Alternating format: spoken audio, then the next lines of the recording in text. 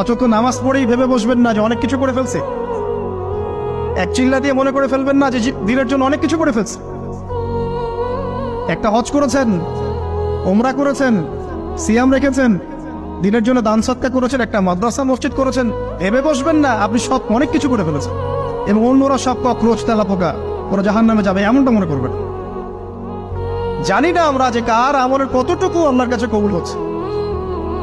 তো এখানে এই ব্যক্তির সমস্যা ছিল এই, সে নিজের আমলটাকে অনেক ভারী মনে করছিল এবং সে স্টেটমেন্ট দিয়ে ফেললো যে তোকে আল্লাহ পাক মাফ করবে না। এই একটা কথা মন থেকে বলার কারণে তার ইহকাল পরকাল দুটা বরবাদ হয়ে গেল, সে জাহান্নামে চলে গেল। ঠিক আরেক ব্যক্তির ঘটনা আছে এমন, এগুলো সবগুলো রেফারেন্স আছে। এক ব্যক্তি প্রচুর ইবাদত করত, আল্লাহ পাক তার ইবাদত করার জন্য পাহাড়ের চূড়ায় একটা সুন্দর ব্যবস্থাও করে দিয়েছিলেন। সেখানে ডালিম গাছ হতো, ঝর্ণা আসতো, খাবারের কোনো অভাব নাই।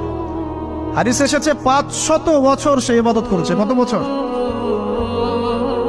কিয়ামতের মাঠে এই ব্যক্তির অবস্থা এমন হবে, তাকে জান্নাতে প্রবেশ করানোর জন্য নিয়ে যেতে বলা হবে যাও আমার রহমতে জান্নাতে চলে যাও। আল্লাহ পাক তাকে এই কথাটা বলবেন, কিন্তু এই ব্যক্তি বলবে আমার আমলের কারণে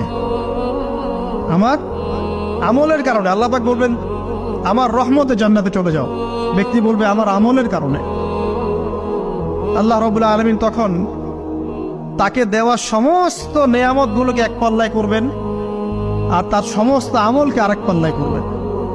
তারপর দেখা যাবে আল্লাহর সমস্ত নেয়ামত তার একটা চোখের সমান হয় নাই। কথা কি বুঝতে পারছেন? একটা চোখের যে নেয়ামত আল্লাহ পাকের, সমস্ত আমল ও 500 বছরের ইবাদত এতটুকু হয়নি। তারপর তাকে বলা হবে ওকে জাহান্নামে নিয়ে যাও।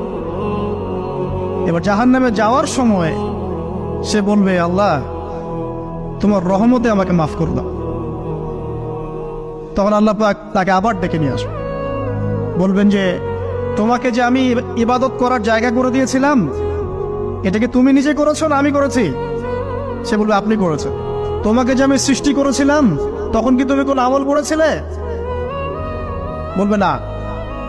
তাহলে তোমাকে যে সৃষ্টি করেছি আমি, এটা কি তোমার আমলের কারণে? না। তোমাকে সারা দুনিয়াতে এত নিয়ামত দিয়েছি, এটা কি তোমার আমলের কারণে? সে বলবে না। তখন তাকে জান্নাতে প্রবেশ করানো হবে। কিয়ামতের মাঠে এমন অনেক ঘটনা ঘটবে যেটা আমাদের